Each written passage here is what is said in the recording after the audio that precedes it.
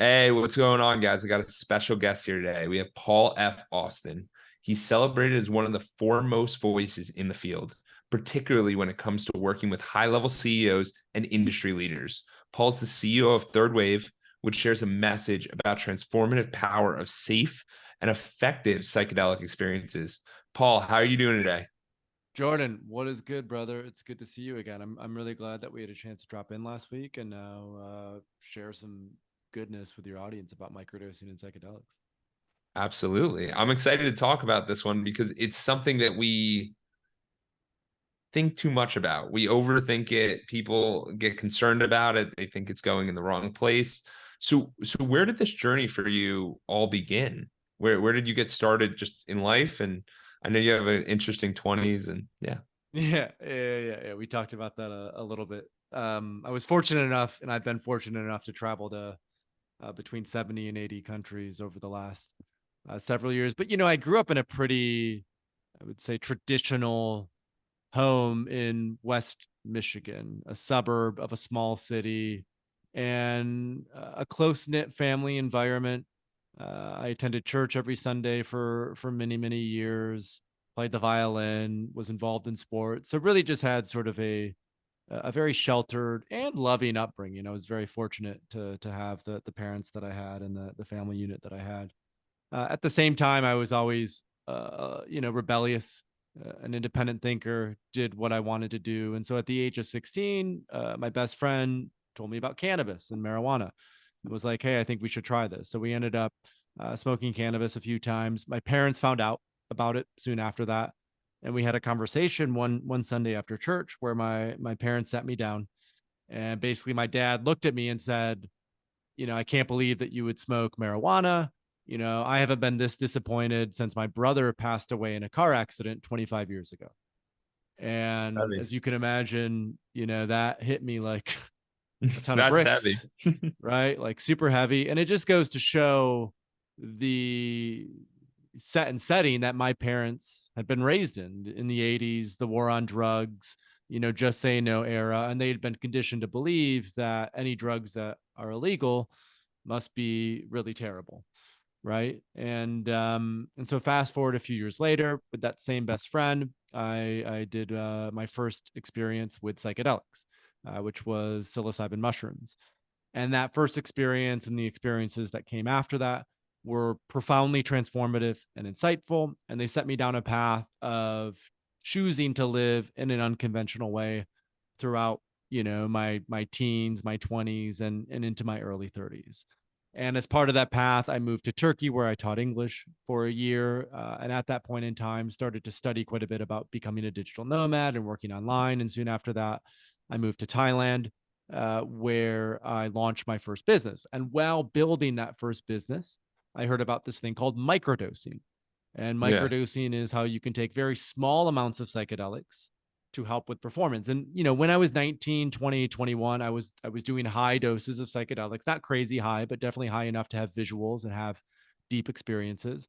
And I noticed that for a week or 2 weeks after those high dose experiences, I was more present, I was more connected, I made better decisions about the food that I ate. I meditated more often. And that after a few weeks, a lot of these really good behavioral things would start to sort of drift away.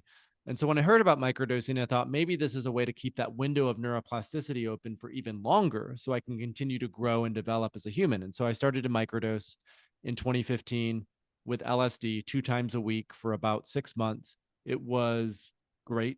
And it was so great that I thought more people need to know about this. And so in 2015, I started the Third Wave as an educational platform about responsible psychedelic use. And That's awesome. over the last 8 years, I've been professionally involved in the psychedelic space, and our content has reached millions of people. I've done retreats we've done retreats for over 1,000 people with high doses of psilocybin. And then I've also had the great fortune of training over 200 coaches, practitioners, and clinicians in how to work with psychedelics from a both therapeutic, but more importantly, leadership perspective.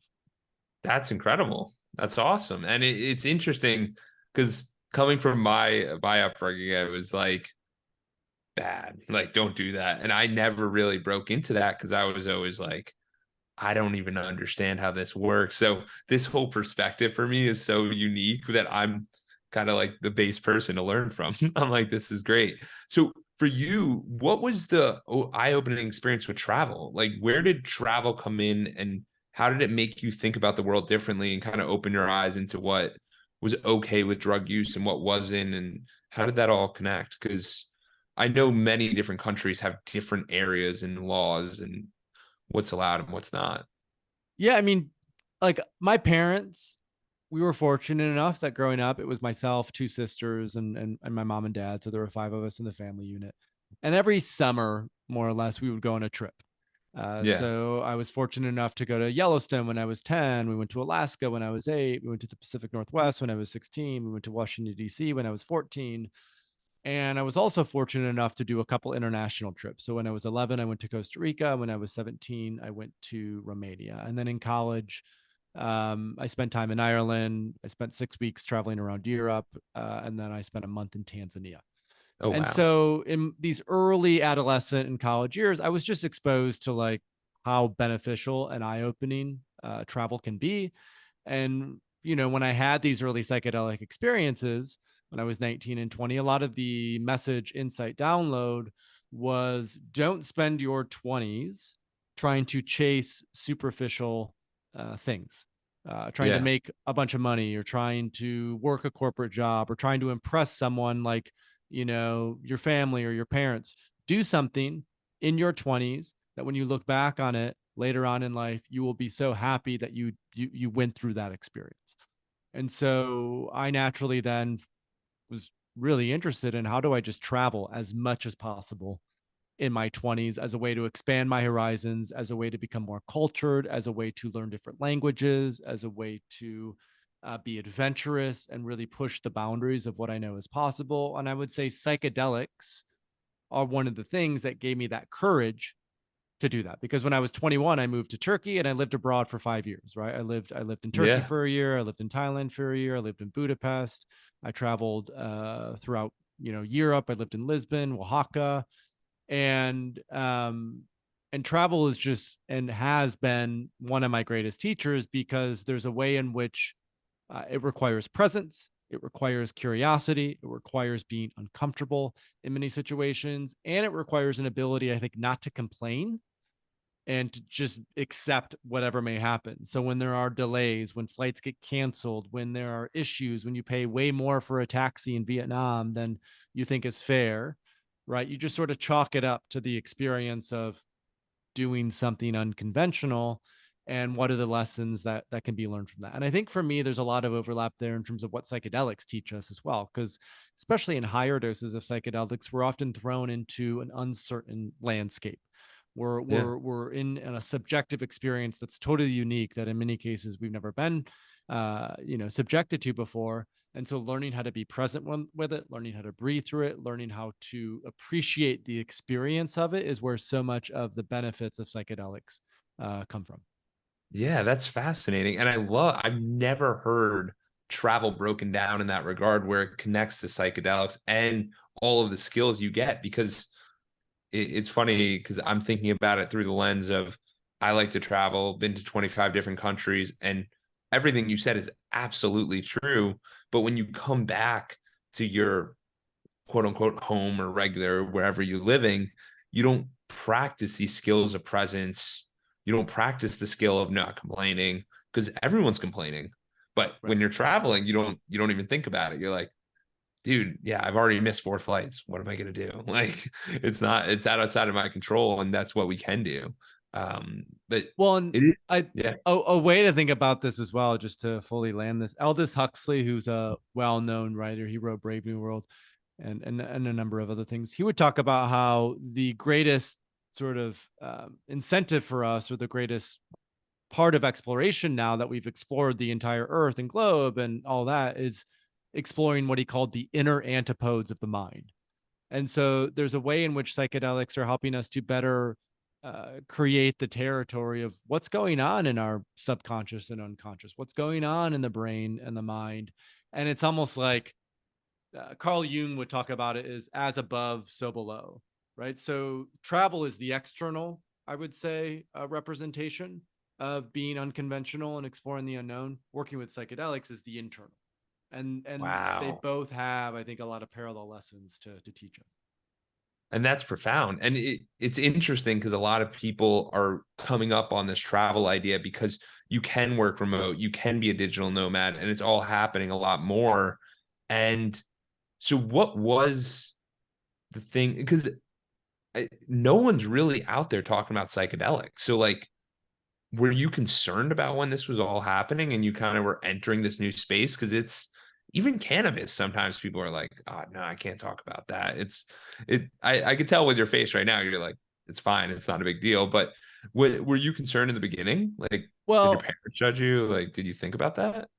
yeah. So I went through a few different phases, right? When I first started working with psychedelics, it was 2010. I was 19 years old, and I genuinely believed that these were illegal drugs because they were harmful, Yeah, and that I'm just a rebel, so I'm going to try them and work with them. And what I noticed, like I mentioned earlier, is that I experienced all these benefits, and yet I was still so brainwashed in a way, still so of conditioned course, of that I course. thought, oh, I feel excellent and great, but I'm still, damaging my body or my brain in some way. And so I think the first thing to get through was like, actually, these are not detrimental or harmful. That LSD and psilocybin, if used with intention and responsibility, can be incredibly beneficial, because a lot of folks, including myself, we loop all illegal drugs into the same container, right? We think, oh, heroin, cocaine, LSD, psilocybin, right? When in fact, LSD and psilocybin are anti-addictive. In fact, clinical research has shown that they can help with addiction, alcoholism, smoking, opiate addiction as well. They're the safest drug that we have available to us, safer than alcohol, safer than tobacco, both of which are legal drugs. So LSD and psilocybin are safer than any other substance that we have available. And so a lot of these misconceptions, right, around the stigma that exists around psychedelics, I had to first confront myself and confront with my family. When I told my parents in about 2014, so 9 years ago now, that I've done LSD, I've done mushrooms, they were, you know, I remember my mom was like, "You're going to turn into a wet noodle," right? They could not believe it. They thought it was like the worst thing ever. And so I started to send them research and like, this is what is actually true. And eventually now, like just a few years ago, I actually did mushrooms with my dad, Yeah. so they become way more open to it. And Um, I think that's so important that, like Paul is saying, this is just for the audience, and it doesn't even have to be in regard to any drug use or anything. Just changing your headspace can happen by traveling. Like going to a different area where you're not in that environment and changing the environment will change you as a person. And most of us don't understand that because we sit there and we think, oh no, I'd always think like this. Absolutely not. If you weren't born in America, you wouldn't think like this. If you were born in Thailand, you would think differently. If you were born in Israel, you would think different. Like people don't realize that the environment they're in changes the way, and the people around them and the things they're hearing change everything. So if you're not happy with your environment, definitely get up, maybe change it, go somewhere else. and psychedelics can do that as well, right? Like definitely Absolutely. go to Europe, right? Or go to Asia, or go to Africa, right? Live and explore and be in a different culture and be there to learn the lessons. And also, like, another option is, take 5 grams of mushrooms, or start with a microdose, start microdosing and see how that shifts your perception. Because once I experienced how beneficial these were, that's when I was like, okay, I really think a lot of other people are missing out. And now it's 2023, psychedelics are very in vogue. Colorado has legalized psychedelics, Oregon has legalized mushrooms. The FDA is about to approve a lot of these. But back in 2015, when I started Third Wave, a lot of people thought it was crazy. Yeah. And it's been a journey over the last 8, 9, 10 years. And we're now at a point in time where, Cal Berkeley just did a survey about a month ago. And it turns out that 65% of people in the United States support legal psychedelic assisted therapy. 65% of people. Oh wow. There's also another interesting statistic that since 2019, so pre COVID, since 2019, in the last 4 years, the number of people who have used psychedelics has quadrupled. Four Wow. times as many people use psychedelics in 2023 as in 2019. So clearly, more and more people are becoming interested in this.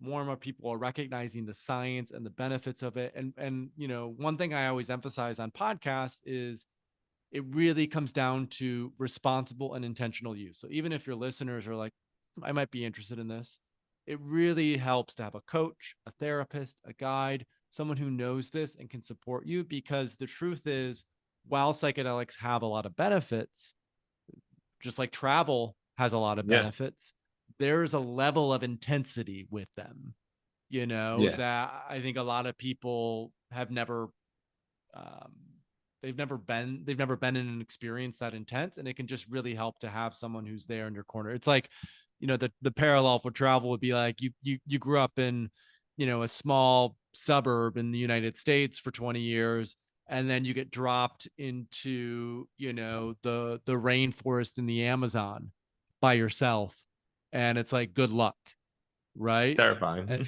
So I think, and taking a bunch of psychedelics can have a similar effect. Now it's much safer, and there's other things, but all that to say, a lot less stigma these days, a lot more people who are interested in this. And what I always tell people is start low, go slow, start with microdosing before you go into these higher doses, and do so with the support of a coach, therapist, a guide, someone who's there in your corner.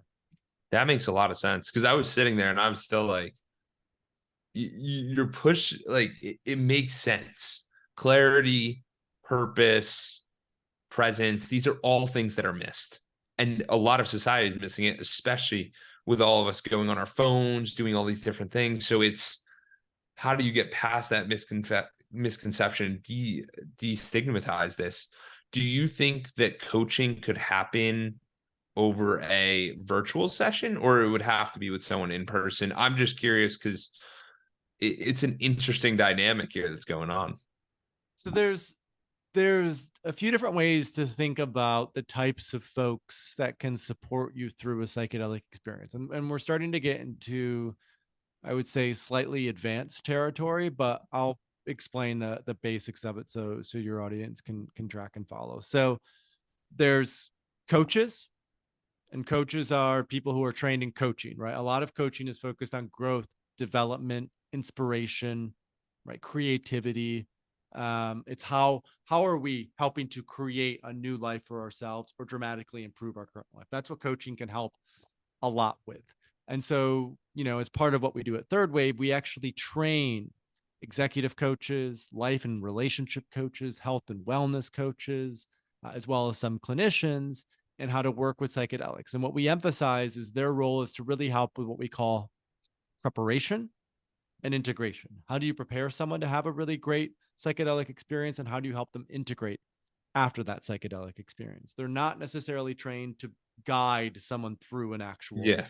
experience. And so if someone is interested in being guided through an experience, it's important to find a guide or a therapist or a shaman who has a lot of experience bringing people into deeply altered states and ensuring that they have a very safe and effective experience.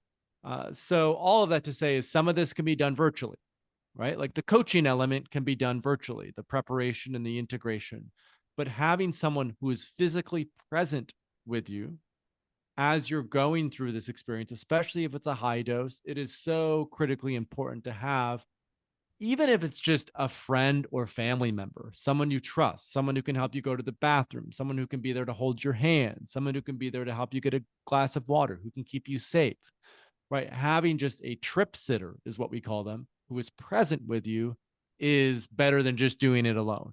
But the ultimate is to have a guide who is trained and experienced, because the output is going to be that much greater if you have someone who's very skilled at navigating those spaces.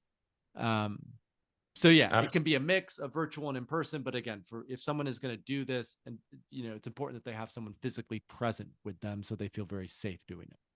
Absolutely. Absolutely. And so what do you think are some of the biggest misconceptions that people are having about these the drugs in general? I mean, is it just our society, our societal norms? Is it just like what do you think's really going on with all of this?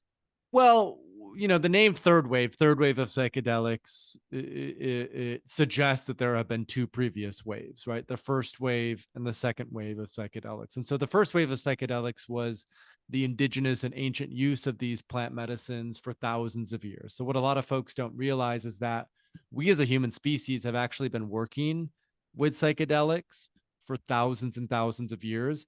And some of the most influential philosophers, thinkers, leaders worked with psychedelics. So people like Plato, Oh, wow. Aristotle, Marcus Aurelius, right? They were all involved in what were called the Eleusinian mysteries, which happened in ancient Greece, where they worked with something called koukion, which is a beverage made from ergot, a fungus that grows on red, a psychedelic beverage that they drink. So a lot of folks don't realize that we have a rich historical context from a Western lineage where a lot of the most influential philosophers actually worked with psychedelics. And then, the Christian church became the official religion of the Roman Empire. These Eleusinian mysteries were shut down in the 4th century. And as a result of that, a lot of this psychedelic work went, totally disappeared. And it didn't really come back until the 50s and 60s, the counterculture, when LSD was invented. And over 1,000 clinical papers were published on the efficacy of LSD for a range of things from like depression to addiction to anxiety to autism. Right. So what a lot of folks don't realize is we have so much clinical data on the safety of psychedelics, on the efficacy of psychedelics, right? Back from the 50s and 60s. But even currently in this third wave of psychedelics, there have been hundreds, if not thousands, of clinical papers published now about the efficacy of these medicines. And I think that's the other thing to recognize and realize is that these aren't like these other illegal drugs. These aren't like heroin or cocaine. These are incredibly safe, and when used with intention and responsibility, have been clinically shown to have significant benefits.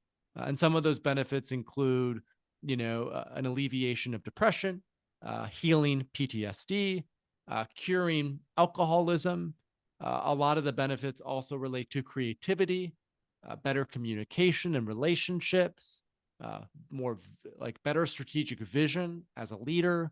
So we have documented clinical results that show that psychedelics are incredibly effective tools. And I think a lot of people don't recognize or realize that. They just loop these legal drugs in with everything else. And I think the final misconception to address is these are already legal in the United States. Not everywhere, but as I mentioned before, Colorado has legalized a lot of the psychedelics. Oregon has legalized psilocybin. California, the legislative assembly passed a bill to legalize, but the governor just this past weekend vetoed it, unfortunately. So there's a lot of progress. And in fact, by next year, the FDA is expected to approve MDMA, which is also commonly known as ecstasy or Molly. The FDA is expected to approve MDMA to treat PTSD. So starting Oh, next year, wow. people will be able to get a prescription for MDMA if they have PTSD in order to treat their PTSD. So this is huge, right? The historical relevance and context, the fact that these are anti-addictive, these aren't like other illegal drugs, and the fact that these are already legal in many places means that, my estimation is that by the end of this decade, so by 2030, the vast Yeah. majority of people in the United States will have legal access to psychedelic substances. Wow. Wow. So why do you think it's been held off for so long? Because it sounds like there's been a lot of positive things that have occurred from it. And it's interesting. I mean, obviously there's a lot of like, not to get too into it, but what do you think's kind of holding it back? Obviously it's Well, progressing forward, but things, yeah. like, yeah, what took so long? So like, why have these been illegal then for 50 years? So when Richard Nixon really started the war on drugs in the 60s, what he made clear is that these drugs were not made illegal because they're harmful necessarily. These drugs were made illegal because the anti-government protesters were using them in the 60s. Oh, And wow. so, I mean, just to make a long story short, hippies who were also protesting the Vietnam War were using cannabis and LSD. And because you can't make being a hippie illegal, you can't make protesting illegal, they had to make the drugs that these people were using illegal. And so they made LSD and cannabis illegal so that that way they could essentially arrest these Vietnam War protesters who were against were against the war. So it was much more politically focused than scientifically focused. But I think going beyond that, right? When people have a high dose psychedelic experience, there is a way in which um, they come to some interesting realizations, and they have some really interesting insights and downloads. And one of the core ones is they have this direct connection that opens up to source, God, nature, the mystery of existence. There's something that happens that a lot of people call a mystical experience when Okay. working with high doses of psychedelics. And the reason psychedelics haven't been used in more mainstream religions is because mainstream religions are dependent on a power structure that has a priest or an imam or a rabbi. And that priest, imam, or rabbi, they are the ones that have the connection to God, and you have to go through them in order to cultivate that relationship. Well, when you take a psychedelic, you come to realize that no, I myself can open up this direct relationship to something beyond, right? And so historically, for thousands of years, psychedelics have often been used by people who are rebellious, who are independent, who don't want to necessarily follow the conventional ways of thinking. And so the challenge, of course, is, if you have a bunch of people waking up through psychedelic use, how do you continue to control them and manipulate them, utilizing pharmaceuticals, utilizing shitty food, utilizing all these things? So I think part of the reason they continue to be illegal in the modern age is because when we work with psychedelics, we come to realize that the system that we exist within is incredibly sick, and that we have to make a choice and a decision to actually step outside of that system, to no longer engage in materialism and consumerism, to no longer engage in destroying the planet around us, no longer engage in a lot of these, what I would consider to be really detrimental and harmful behaviors. And so that is quite threatening to the general status quo. And so I think that's why they've continued to be suppressed and illegal. I think another reason, just to kind of build off of this, is, if you look at how pharmaceutical companies make their money, a lot of it is by convincing people that they need to take a pill every day for the rest of their lives. SSRIs, benzodiazepines, antipsychotics, ADHD medications, right? And pharmaceutical companies give children as young as 4 or 5 these drugs that they then become addicted to and hooked on, and they can never get off of. So they're creating lifetime clients. And what psychedelics do is, when you work with a psychedelic, it actually gets to the root cause of the challenge and struggle that you're facing. And so instead of having to take a pill every day for the rest of your life, you can actually heal a lot of that trauma, meaning you no longer have to take a pharmaceutical drug every day. And so that is also quite, I think,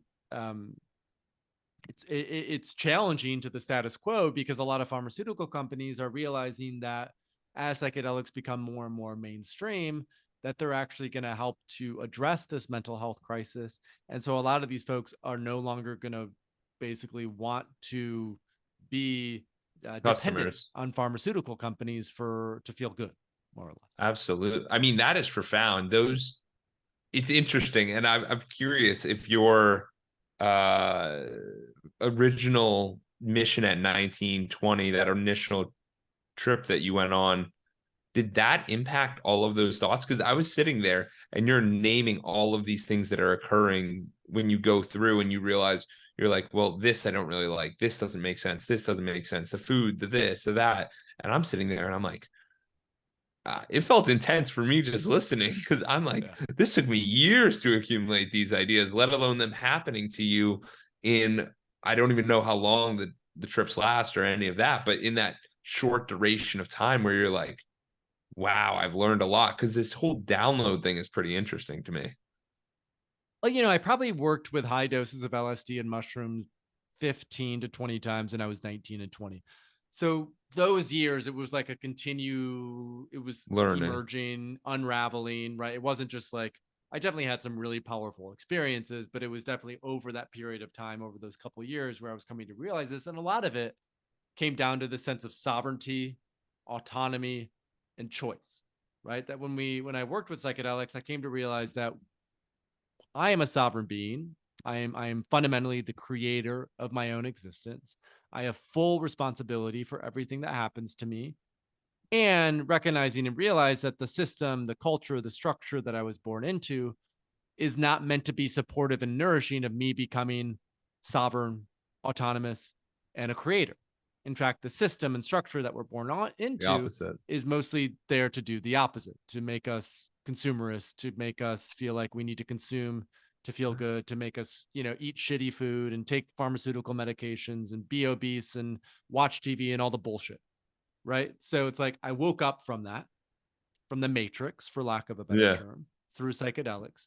And then my entire life has been, okay, I've now gone on that path. I've helped others to come in that path. And I'm really motivated by then how do we create a new paradigm of living that transforms education, that transforms business, that transforms healthcare, that transforms all of these things to be much more rooted in this sort of truth of interconnectedness. Because a lot of our current systems are rooted in separation, they're rooted in extraction, they're rooted in, I think, inequality, they're rooted in sickness and poison. And I think we really are at this sort of, we're in this sort of meta crisis, right? Where it's a crisis of meaning, it's a crisis of the ecological, it's a crisis of mental health, it's a crisis of work. And I think a lot of what can help us to create a new paradigm to address this meta crisis is the responsible use of psychedelics by the leaders, creators, and builders of tomorrow. And so that's, I know we talked a lot about the mental health on this episode so far, but that has really been my professional focus and emphasis, is how can psychedelics help the leaders, builders, and creators of tomorrow wake up and actually develop new systems that are much more representative of regeneration, reciprocity, relationship with the land, great relationship with food and the environment. These are things that I'm really motivated and driven by. And they do go back to those early psychedelic experiences. Because when I was taking a bunch of acid and going in the woods, what would come up for me is it's so sad how we treat our environment. It's so beautiful. Nature is so beautiful. And I really just felt compelled to be a steward of the land and of the environment, because it really is what nourishes us and keeps us healthy. And the more disconnected we You get get from the land, I think less healthy we are as a society and an organism. 100%. And it's really interesting because I remember we were talking previous to this episode and in the previous one that you talked about working with high level executives, working with CEOs, working with founders. And just in that role, there's so much stress and there's so much anxiety and there's so many people that you would never expect people to be like, no, I'm actually stepping away a little bit. Like, elaborate on that, because this part blew me away when you were explaining it earlier. Well, so over the last, let's say, 100 years, right, when we've lived in this structure of industrialism, the things that have been most valuable is how much work you can get done, how productive you can be, right? How many car parts you can put on the assembly line, how many words you can write. And with artificial intelligence, with automation, with more and more of these technologies that are beginning to emerge in 2023 in this decade, we as humans are going to have to do less and less stuff, right? A lot of the things that require convergent thinking, which is get this done, get this done, get this done, get this done, that's going to be handled by artificial intelligence and automation, right? It's going to handle a lot of the sort of logistical tasks that we need to get done. And so what that means is a lot of people's time and energy is going to be freed up. And what is increasingly true, and this is particularly true in like the tech world and Silicon Valley and sort of like cutting edge founders and entrepreneurs, the greatest competitive advantage is creativity and innovative thinking. In other words, divergent thinking. How can you integrate two ideas that are seemingly have no relation and bring them into a synthesis of connection to form a new idea and a new way of being? And so when you're looking at the leaders and builders of tomorrow, they have to think on their toes. They have to be adaptable. They have to be resilient. They have to be creative. And I think most importantly, they have to pick a mission or a vision that aligns with a deep purpose for the people that they're choosing to create with. In other words, business as usual is often we are incentivized by money. Oh, Yeah. this company is going to pay me a lot more, so I'm going to go work for them. Oh, this company just offered me more. Okay, I'm going to go work for them. But what happens in a world where we have a universal basic income? What happens in a world where all of our fundamental things are taken care of? When we no longer need to earn a lot of money to feel like we are fulfilled, to feel like we live a meaningful existence. Well, we are going to want to choose to pursue activities that we find to be beneficial, that we think help other people, that we think are meaningful and maybe help the environment, whatever it is. So leaders really need to focus on missions and visions and building organizations and companies that incentivize people based on impact, based on meaning, based on fulfillment, rather than just how much money they're going to bring home at the end of the day. And I think psychedelics can really help with that, because when we work, especially leaders, builders, and creators of tomorrow, when they work with psychedelics, especially at high doses, they come to realize that all of these ego-driven things of, these external markers of success, how much money I make, how many women do I sleep with, what's my, how famous can I get? All of these sort of superficial ego markers, when we work with psychedelics, they tend to just fall away. We come to realize those are actually not that important to leading a meaningful and fulfilling existence. Well, what is? A relationship with our family, a relationship with ourselves, a relationship with our community, helping others, doing meaningful work, right? Creating, being in flow. And so what I've noticed is, as more and more leaders and builders have worked with psychedelics, they have dramatic, not only, are they way less stressed, making better decisions, their mental health is better, they're not nearly as burned out, but even more importantly, they're starting to pursue missions that have a triple bottom line. Certainly, they still need to make money, right? We still live in the structure and system. It's important to make money, but they're also looking at, how does this impact my community, right? How does this impact, the city or the town or the organization that I'm part of? And then also, how does this impact the environment? And what are ways that I can use business as a force for good, as a way to regenerate the earth for the generations to come? And this is why I love Elon Musk and his vision. Is he's really focused on how can we be good ancestors? And so that's what I always root in with business and with psychedelics and leadership. It's like, how can we be good ancestors? How can we leave the earth in better shape than we found it? So that way, 3 generations from now or 7 generations from now, the people who are still around are in gratitude to those who came before, which is not the current situation that we live in. The current situation that we live in is, how the fuck did we get in this mess? And a lot of the people who put us in this mess are now dead. And they were building businesses and organizations and doing things to serve them, to serve me. Yeah. And I think we really need to start looking at, how do we look at business as a force for the we, as a force for the us, as a force for making the world a better place fundamentally to live in. Yeah, I think that's incredible. And the biggest distinction I got was the time that we think about. Like, what's the time frame we think about? Like, I was talking to someone today and they're like, dude, I'm broke. I need money today. And they're going to think about something one way. You, on the other hand, are sitting here like, hey, I've been doing third wave since 2015. Right. Cannabis is not, psychedelics have not been the it thing for 8 years. Like, you are not hopping on a wave. Like, you are much before the wave, building the foundation, going longer term with this, because it's a bigger mission. And it's not just, hey, let's make this happen. Like, I'm trying to make money today. It's like, no. I'm trying to change the way people think about business and the way people think about different ideas. And I think that's so powerful, because there's so much of us that don't focus on that. And we're always like the amount of times that when I was starting this podcast, like, I'm 148 episodes in or something. And people in the beginning were like, why are you doing the podcast? Like, how much money you make and what are you doing? And I'm like, I don't think you realize the relationships you make, the conversations you have, and then the fact that we have this conversation and I get to share it and people get to listen to it. It's, the fulfillment is going 100 different ways, because there's good models that win. there's models that win, and it's sharing those models and people seeing those models. And it's an Elon Musk, someone who's at the top echelon, going, I think we should all be able to speak our own way. Okay. That as Then I'm well. a I flag like social that. platform. Yeah. I like that about Twitter and X, right?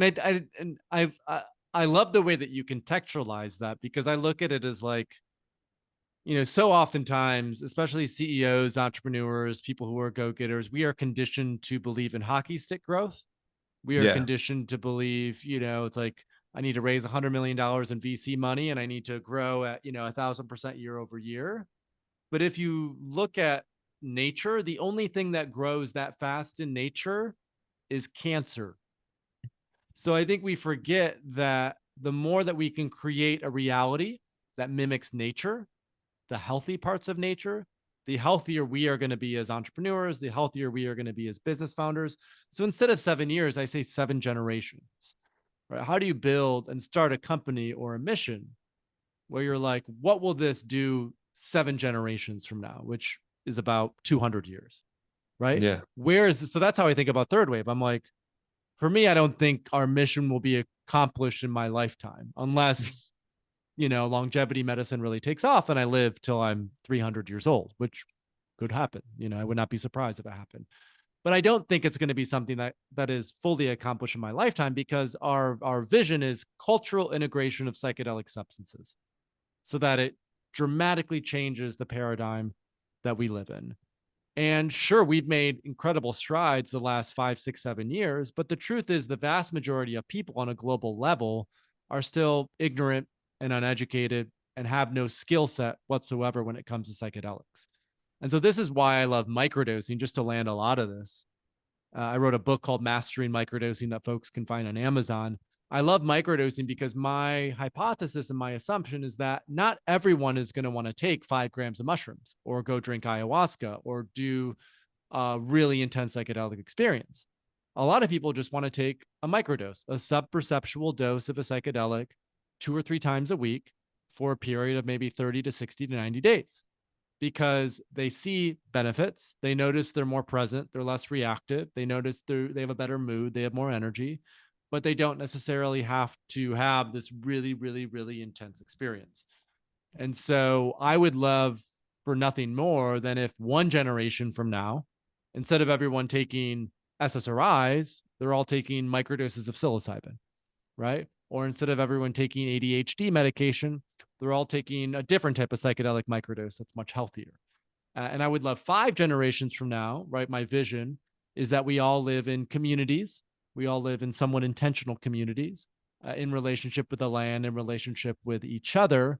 So we get outside of these sort of suburban, isolated environments. I think so many people struggle because of just the structure that we find ourselves in, and that we actually have to dream up a new paradigm of living for people to really feel like healthy and nourished on a sustainable basis.